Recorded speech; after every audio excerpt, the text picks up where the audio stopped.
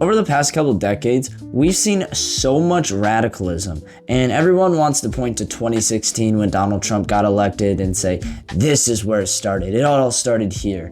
And personally, I don't believe that. I think it started on September 11th, 2001 with the 9/11 terrorist attacks. Because before that, the United States is coming off the Cold War. We just beat the big bad commies, the commie-wommies, we just beat them. And we're basically in a second golden age. The worst thing a president could do was have an affair. Wow, how times have changed. But then going into the 2000s, you have Yugoslav collapse and the Yugoslav wars.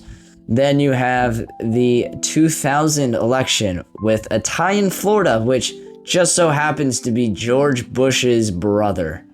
That's we'll talk about that in another video. But that's interesting. Just remember that. Remember Florida 2000.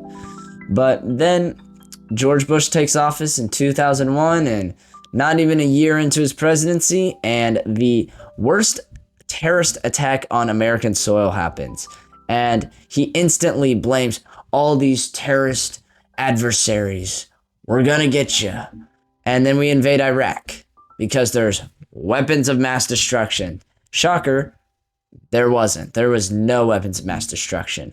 Then we go into Afghanistan and all that. Then Obama comes in and he says, oh, we're gonna get out of Iraq and we're gonna get out of Afghanistan.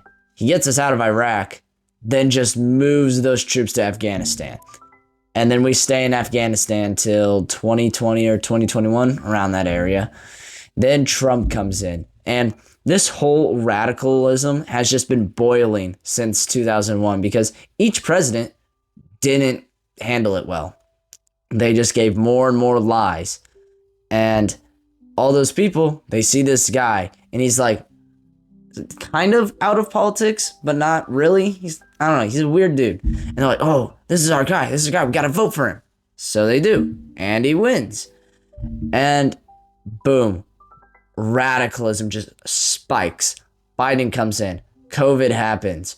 More radicalism. Trump comes back. Trump gets shot. Trump gets almost shot and almost shot again.